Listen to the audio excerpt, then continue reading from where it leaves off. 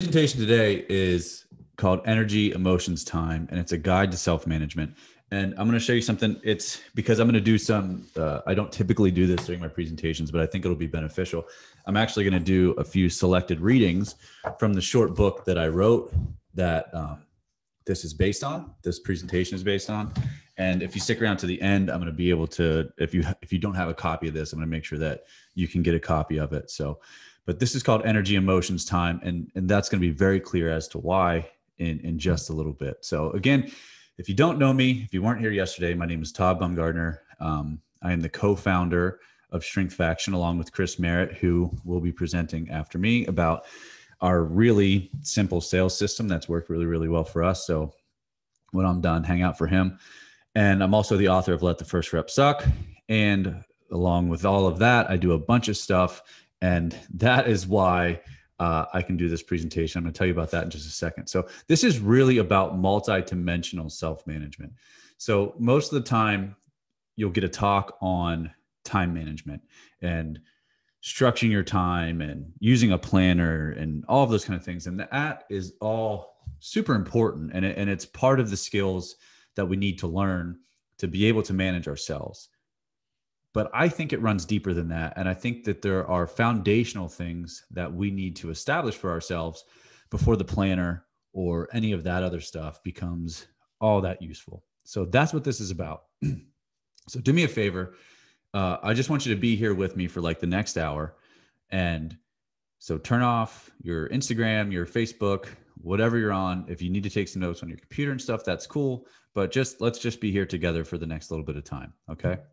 So why am I the guy to talk to you about this? Well, the truth is I manage like a lot of stuff. So if you're looking at this screen, like I said, Chris and I have Strength Faction along with our business partner, Mike Connolly. We also have Beyond Strength, which is the newest iteration of our gym, where I function as, Chris is kind of essentially de facto integrator. I manage the staff. I manage the coaching systems, all of that kind of stuff. But I'm also, along with Chris, on the staff for the human performance staff for a full-time federal tactical law enforcement unit. That is a long way to say what we do there. We're not allowed to talk publicly about who the group is, so that's what we have to say. On top of that, I also run a program called Human Predator Pack Mule, which prepares hunters for backcountry and mountain hunts.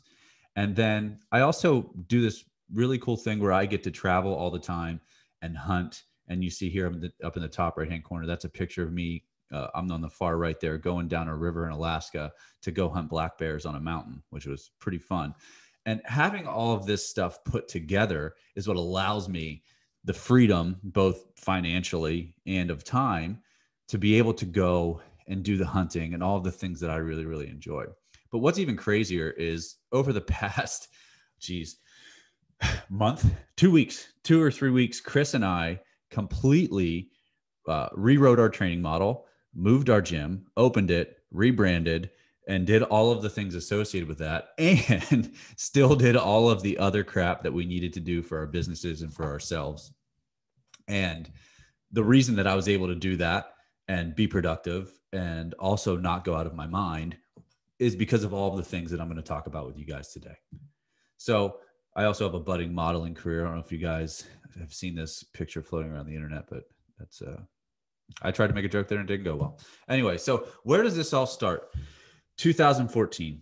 I was working at Ramphone Training Systems in Hamden, Connecticut, and I was kind of all over the place. So I was working there.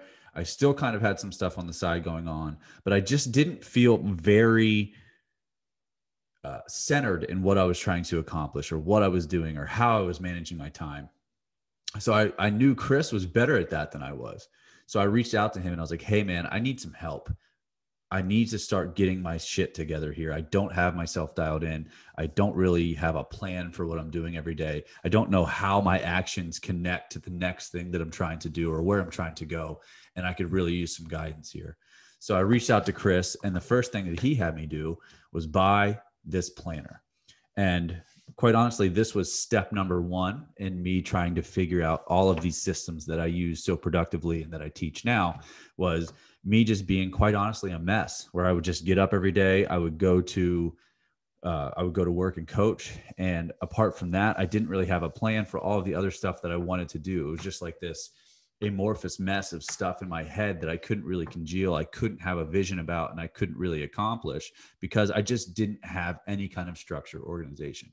So while I say, at the beginning of this presentation that, there are foundational things that come before the planner, me just having that entry point of the planner really did help me. So don't think that I'm being dismissive of that. But what I'm saying is, if you can do this other stuff first, you can use your planner way, way, way, way better. So I really think it breaks down into these three things. These are the guides for self-management. And I put them in this specific order because I think that that's the way that we need to approach them. Energy first. If you can manage your energy and you have yourself in a good place energetically, it's much easier to manage your emotions. And when I say that, I mean, we're going to walk through some different techniques and things to think about and things philosophically with that. But even from a base physiological level, like you're way better at managing your emotions if you've had something to eat. And I know that that's very simple, but it's sometimes we don't even, we forget even that. When you have something to eat, when you're well slept, when you've done the things to take care of yourself, we're better at managing our emotions. And when we can manage our emotions and we know what we're directing ourselves towards, we can manage our time. And then we can start to fill everything in from there and go forward and take productive action. So let's talk about energy first. And I love this quote. It's from Bill Bryson's book, A Short History of Nearly Everything, I think is what it's called. But I'm going to, when you get the slides, you'll be able to read it. But I love this quote because it's like, man, you have so much inside of you that you can really take out and give to the world if you understand how to harness it. So there are 4 things I think that we need to think about when we're approaching our energy: how to automate things to save our energy, how to protect our energy, what to do when we express our energy, and how to recuperate our energy so we're ready to go again. So the first thing that we're going to talk about is awareness when it comes to automation. I think one of the problems that people really run into is that they're not aware of what they're doing. So what I wanted to start with was a few questions that you can ask yourself to really get a handle on what you're doing to spend your time. And so, there's all of these kind of activities where you can sit down and chart your time for 15 minutes. And what did I just do for the past 15 minutes? Or what did I do at the end of the hour or anything like that? And they can all be useful depending on the person, depending on the application. But I think if we even ask some questions with some big, broad strokes and even just look at different parts of our day, whether it's the morning, whether it's the middle of the day, whatever it might be, and answer these kinds of questions, it's a great place to start. So what do I do consistently without thinking? What are my current routines? Looking at your morning, looking at your transitions throughout the day, looking at the middle of your day, when you're done coaching, all of these kind of things. Do you like them? Are they actually serving you? Or is this just shit that you're doing that you're not paying attention to that could be changed? And what would you change about them to make them better with managing your energy and managing your time? Starting with a questions like this, just to gain awareness, is going to be big, because if you're not aware of what's going on, it's going to be really, really difficult to make any kind of a change. So thinking about what automation actually is, consider what our brains are really designed for. Our brains are designed to keep us alive and to conserve energy so that we can stay alive. That's why we have a brain. And so we can move through the world as we do it. So automation is all about taking that energy that your brain might have to spend and making it not spend it. So you have more energy to do the other things that you need to do, rather than trying to deal with the complexity of everything in the world all the time. That's what this is all about. So if you can make something simple so you don't have to think about them, but you know that they are productive and taking you towards where you want to be, that is the goal of automation. So the question that you need to answer is, what is going to put you in the best position energetically? And we can think about this in really two ways, or at 2 times of day. And I know everybody talks about a morning routine. I think some people like draw this out and they almost like make it a virtue signaling thing of like, look how extensive my morning routine is. And I think that that's kind of silly. And we'll talk a little bit about stuff like that later. But the reality is that getting yourself put together in the morning and having some routines and having some automations are definitely going to help you put your head on straight to go through the day. So what I'm going to do is just share a couple of mine with you, my morning automation and my evening automation. So in the morning, I get up, I start the water on my hot water heater. I make AeroPress coffee because not because I'm fancy, but to control my caffeine intake, because I know if I make a pot of coffee, I'm going to drink that entire pot of coffee. And later in the day, that will not be good for me. So I start the water and I go through my mobility routine. Then as my coffee's brewing, I start to read. And I read while my coffee brews, and then I finish reading while I drink my coffee. I get into writing after that, and I write first thing in the morning, and I'll tell you exactly why in just a little bit. And then daily review. I get out my planner, or I get out monday.com, which is something that we use to organize Strength Faction. And I look what needs to go on for the day and the week so I can put everything into perspective. So I have this just hardwired that these are the things that happen, because I went back and I was able to answer these questions. I got awareness first about the silly things that I was doing that weren't really playing into my day. And I thought about, well, what do I really need to do to save energy and move toward a desired outcome? And if you look at it from the smallest segment, the desired outcome is having just a good day, a productive day, a day that you're going to feel good about. And then at night, nothing groundbreaking here. Shut off the phone and get away from it. Read, and then have something warm to drink so I can calm down and get ready to sleep. But I think having these things in place just does a bunch to help us save our energy, because we don't have to think about what we're going to do, and also puts us preemptively in some of the places to recuperate some of our energy. I guess I didn't need to go back to that slide because I had it set up for myself again already. So there you go. You get it twice. So the next thing we need to think about is protecting our energy. So one of the things that I do that's been hugely beneficial is I stopped working hard every day. And I know that that's going to sound crazy, especially for guys like Chris and Brendan and Kevin and I, who run multiple businesses. And philosophically, maybe some of these guys are going to disagree with me, but I don't work as hard as I possibly can every day. Why? If you think about how we do anything, everything undulates. Our energy is going to undulate. How we train people undulates. Like, you're not going to bring your clients into the gym and make every workout an ass kicker, because they're not going to recover, and then their output is not going to be as good. I think it's the same with work, especially in the field that we're in, where we have to expend so much interpersonal energy, but then we also have to be creative, because we have to write programs, or we have to manage a business, or we have to write articles, or we have to create videos, or we have to do a million other things that we might need to get done. So waiving our demands throughout the week helps us retain energy over the long term, and helps us expend energy over the long term, rather than thinking about, what is this just one day? I need to be a hustle, a grind, and do all this kind of stuff. And don't get me wrong, there are periods in time when we're going to work harder than others for an extended period of time, but we have to understand that there are starts and stops to that. And I'll give you an example for a longer period of time.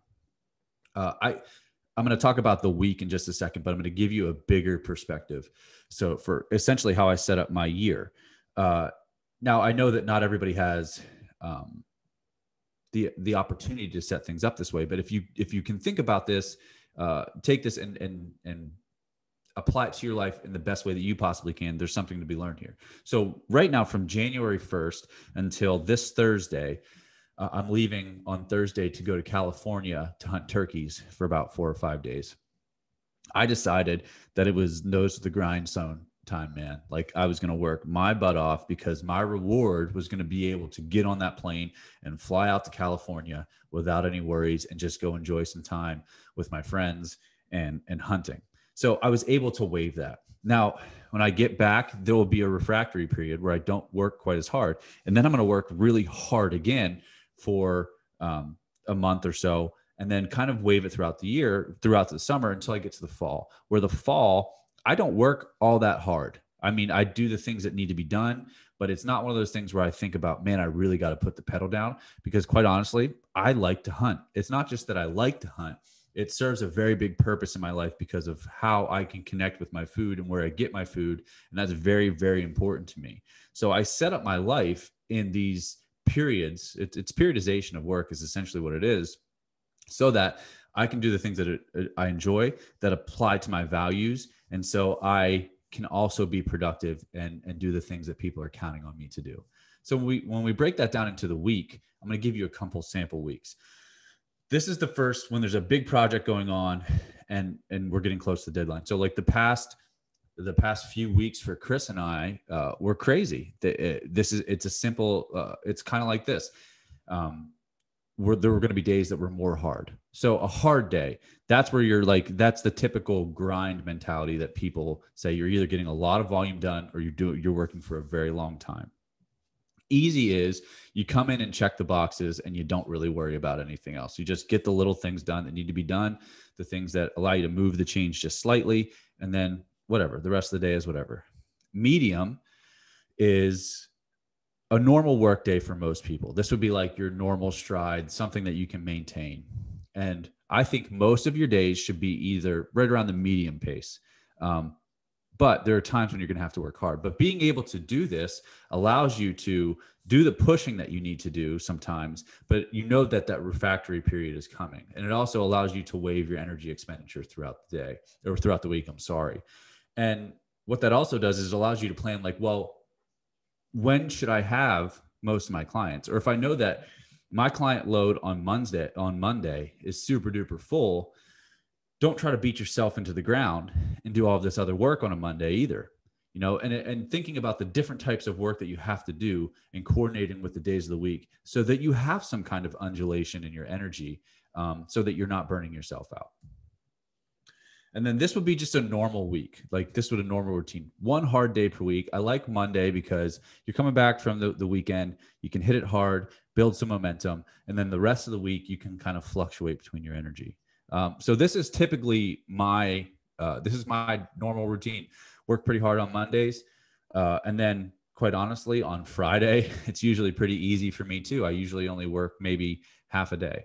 But you're looking at this and you're like, man, how do you get all this stuff done with running all of these different businesses and all these things that you have to do when this is how you work? Because you can be more dialed in with your execution if you have the energy to do it. And you don't need to work quite as long, quite as hard if you, first of all, have your priorities in order and you know exactly what needs to be done. And then you can just go do it. But also when you actually have the energy to do it. And I think that that's the biggest thing is people just don't guard their energy enough and take care of themselves, so they can't sustainably take action. So then you want to think about within the day that is within these weeks that we're talking about, how you need to organize your day so that you're being most productive based on the things that you need to do. And I think these are the simple questions that we can ask ourselves that allow us to figure that out. So at what point during the day am I most creative? For me, that's the morning.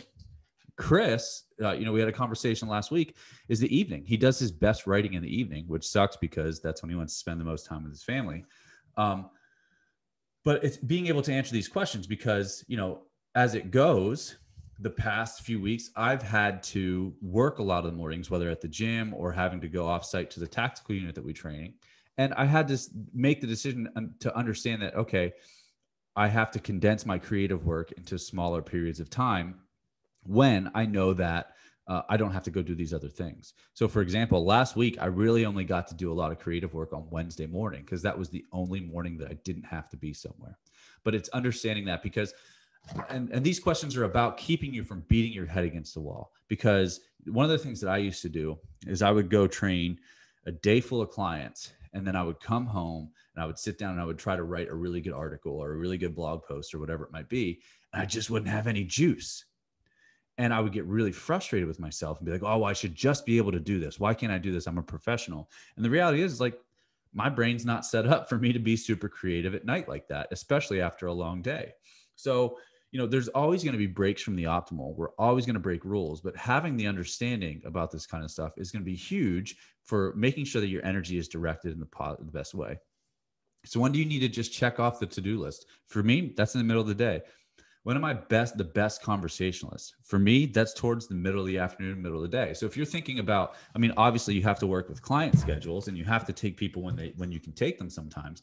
But if you can set up your new intakes when you know that you're the sharpest from a conversation standpoint, that would be good for you and for the client.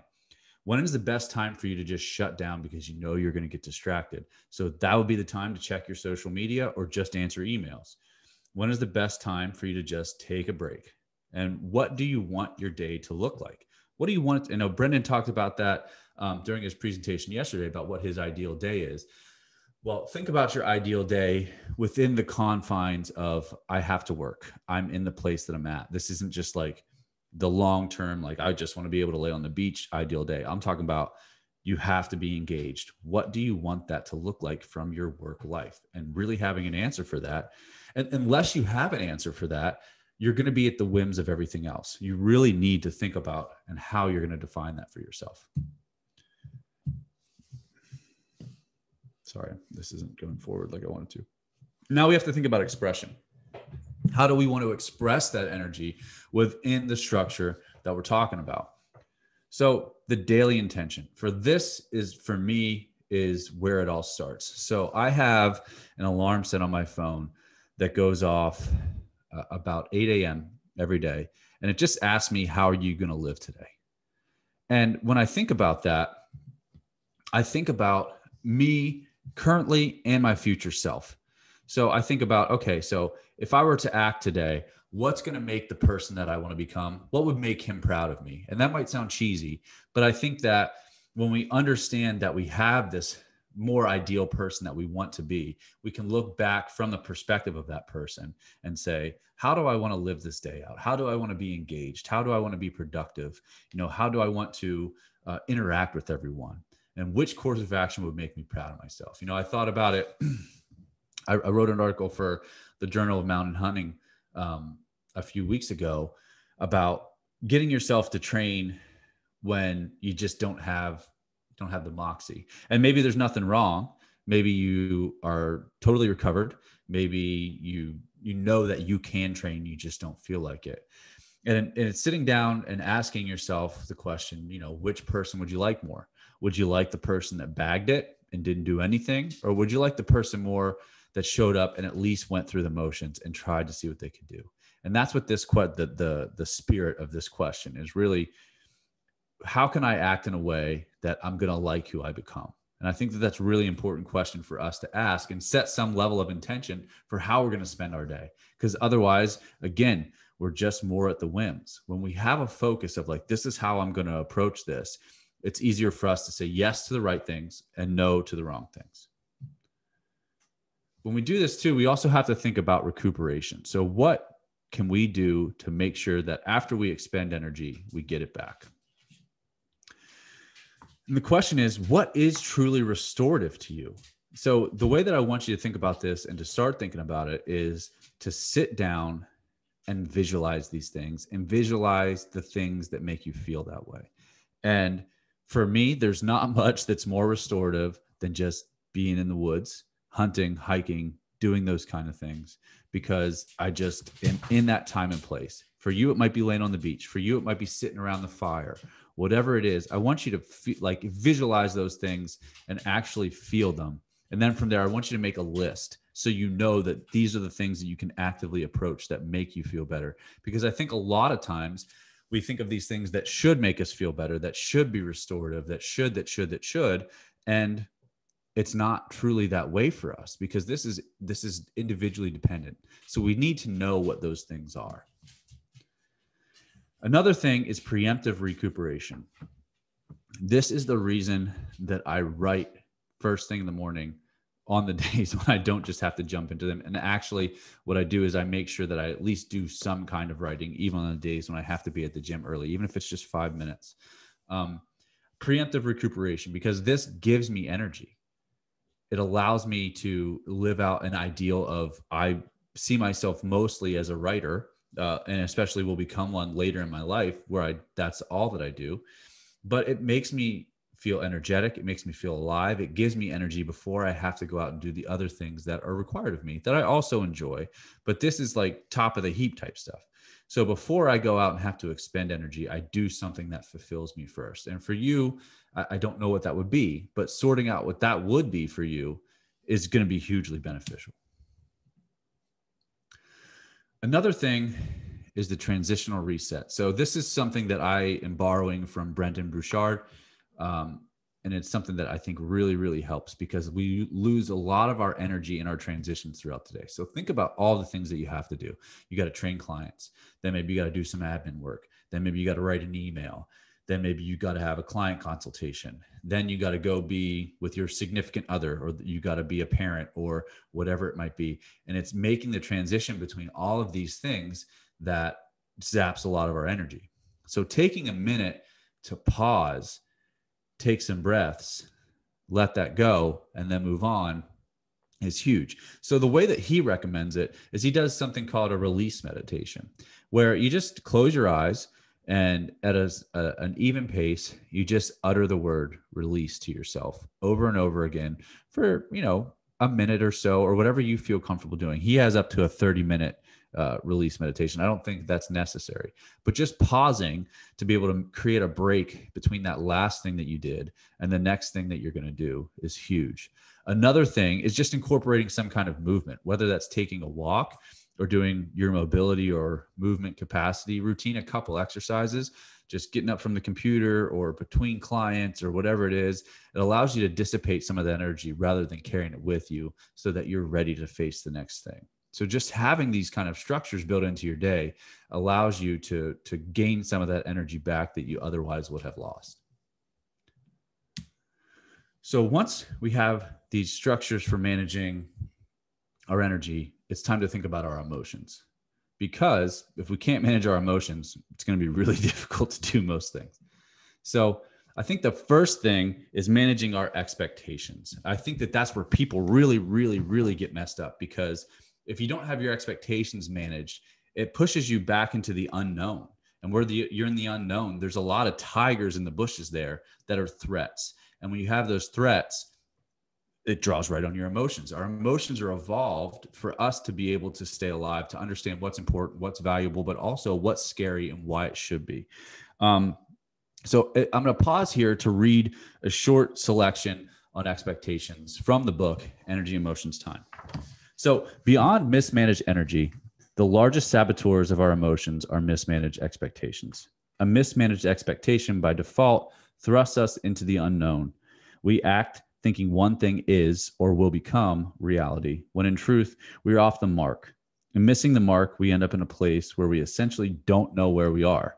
The not knowing can be exciting and fun, but it is also anxiety provoking. And that anxiety brings about negative emotions.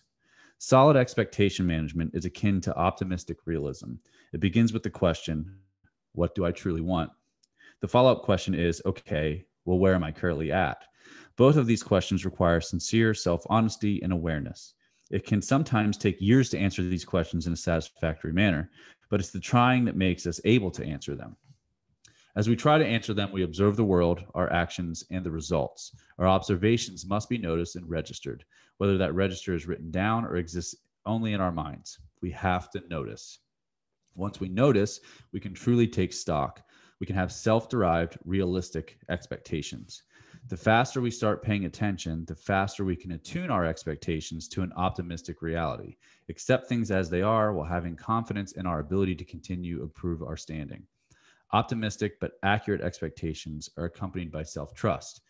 To earn our own trust, we have to show up and do the things we say we are going to do, however minute those things might be. When we do those things, we start to believe ourselves more and more. We get to know ourselves deeper and deeper, and then we trust the lens through which we view the world. Our optimism blends with realism, and we see the world on the shiny side of accurate. We can accept things as they are and realize our place in them. We can move forward with the belief that we can create the best version of our lives and work that we can realistically expect within a given time frame. But we also have to outsource some of our expectations to trusted mentors, colleagues, and friends that help us shape our view of reality. It's important, however, to be wary of whom you listen to and setting your expectations. So the biggest thing with this, guys, is you have to pay attention. You have to pay attention to what reality might be, and you have to pay attention to yourself as you act. And that is how we take stock of where we are and what we want. And we live in that place between where we are and what we want. And we have to be able to notice and have realistic expectations about this kind of stuff. Otherwise, we are just at the mercy of our emotions all the time. The next thing is forgetting the shoulds, man. And that's something that I talked about a little bit earlier. I should be journaling because everyone says that journaling's good. I should be meditating because everybody said I should be meditating. I should. And the thing is, like, fuck them, man. What's going to work for you? Maybe journaling will work for you. Maybe you should be curious about why you have such a hard time doing it. But the reality is, when we're looking at managing our emotions, if something causes us a bunch of negative emotion, we have to ask questions why, and we'll talk a little bit about that.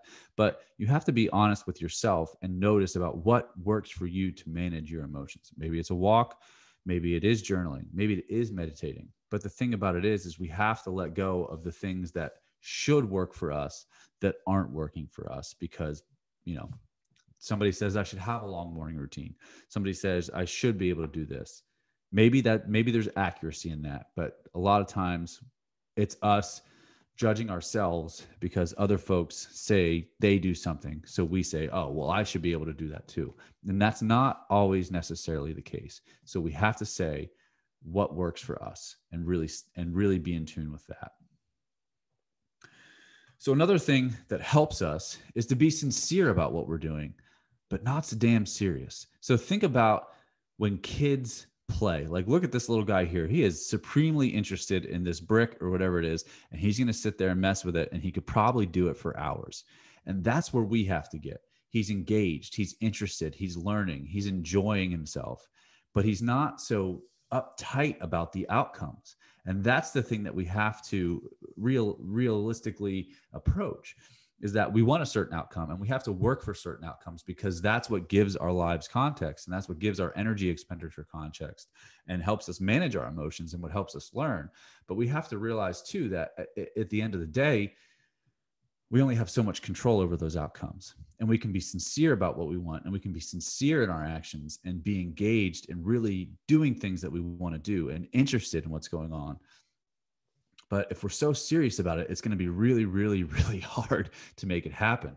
And a good illustration of this is oftentimes with fat loss clients. They get so focused on fat loss that they get so serious about it and they so over focus on it that they can't do the things that they need to do for themselves to make it happen. Whereas if you give them something that they're engaged in, that they're interested in, some kind of fun training, some other kind of outcome that's important to them, they make it happen. And I'll use a personal example. Since I really have focused on developing my conditioning, my aerobic system, because I want to be able to hunt on mountains until I'm 80. This crazy thing happened where my nutrition fell in line. I've gotten leaner and I feel a ton better. But when I was so focused on the fact that I felt bad about the weight that I'd put on and the amount of body fat that I was carrying, I couldn't make the change because I was too damn serious about it.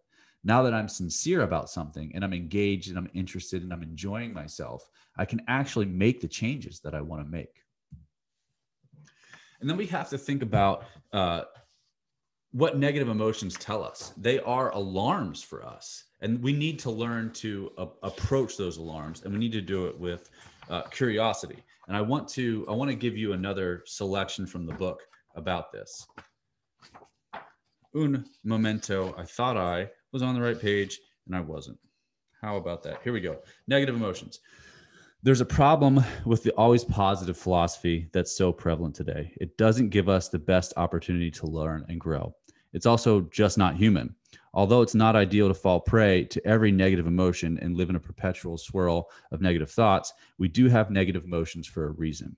They evolved to help us pay attention and to avoid danger. But I think that there's a way that we can use them that's far superior to only learning to avoid, and that's learning to approach. We have to go towards those things and get curious about what they are and why they're affecting us in the way that they are. So whatever it is, whatever that dragon is that's causing you to feel that fear or anxiety or whatever it is, we have to stop and think about it and try to approach it, because that's the only way that we're ever going to beat it. So whether it's a relationship with a client, whether it's a certain type of work that you're supposed to do, when you start to feel that negative emotion about it, we have to figure out what we need to do to be able to approach that emotion. So the last piece of this bit is time. And I love this quote by Alan Watts: "There's no safety in the cosmos." Man, nobody knows what's going on. Nobody knows. We're all just taking our best guess, and we're trying to give ourselves some structure. We're trying to help other people, and we're trying to move forward. And the reality is, not to be dark, but we're all going to die. And the sooner that we can say that we can approach that and make peace with it, the sooner we can do all of the other things that we need to and want to do. So I often use this example from Band of Brothers that came out in 2001. I don't know if you guys have ever seen it, but it had a really profound impact on me when I was in high school. And early on in the series, there's a scene where this officer is talking to this private named Blythe, and the private's in a foxhole, and the officer's walking by, just kind of doing his patrol and checking on the men. And, you know, Blythe says that he hid in a foxhole on D-Day because he was scared. And Blythe and Spears replies to him, "We're all scared. The reason you hid in that foxhole is because you think there's still hope. And once you realize that you're already dead, you can function how you're supposed to function." And that's paraphrased. And I know that sounds bleak and dark, but the reality is it affected me in a positive way when I was a kid, because I could let go a lot of my fears. It's like, oh man, I know that I'm going to die. So I might as well do the things that I want to do, or approach things as hard as I can. And it allowed me to play football at, quite honestly, much more recklessly than I probably should have. But since then, I've adopted that into a much more positive frame of, I know that there's an end. So I need to figure out why I'm here, what I'm doing, and just fuck it, man, because I'm going to die anyway. So might as well try to get the most out of this while I can. And the thing that's going to help you is figuring out why you're here. What is your purpose? And it's a big question, and it's a tough question to answer, but spending time on this question, and I'm not going to sit here and tell you that I can help you answer that question for yourselves, but you have to spend some time thinking and paying attention and writing and living, and it comes to you. And I know that mine is growth. That's why I'm here. I'm here to become the biggest and best part of person that I can be, based on where I came from and the raw materials I have. And I know that sounds relatively generic, but I have my own reasons for that. And I know that if I continue to do what I am aiming to do, I will live the most purposeful life that I possibly can. So it's defining for yourself why you're here. And maybe that's to be the best parent possible. Maybe that's to be the best business owner possible. Maybe that's to affect your community in such a way that it improves the lives of everyone. I don't know what it is. And maybe it could be something that's just much more contained within yourself. And there's absolutely nothing wrong with that. No one can tell you that that's right or wrong other than you. So I think the first step in managing your time is figuring out purpose. And to take that back to a smaller level, even for your business or your training or whatever it is, what is your purpose behind doing that? And what are you trying to accomplish? And that is the organizing principle behind all of it. I know Brendan talked about philosophy. It all falls in line with that. What are you trying to do? And when you can do that, it's much easier to start to organize yourself and set priorities. And that's where we all fall into time management. Time management is nothing more than priorities plus effort plus attention. Until you know what's important, until you know what you're trying to do, you're not going to be able to manage your time well, because everything's either going to seem important and you're not going to be able to make decisions, or just not knowing what's important, you won't spend your time on the things that you should be spending your time on. So you'll end up as a busy bee that doesn't get a damn thing productive done. So until you can sit down and say, this is the thing that I'm trying to do, or these are the things that are important, and these things, if I do them, are going to take me closer to accomplishing the thing that I'm trying to accomplish, it's damn near impossible to manage your time well. Sure, you might have some structure. Sure, you might be using your planner. Sure, you might be spending your hours of your day in a certain way, but it's not true productivity if you don't know what you're aiming at and you don't know what you're trying to do or who you're trying to become.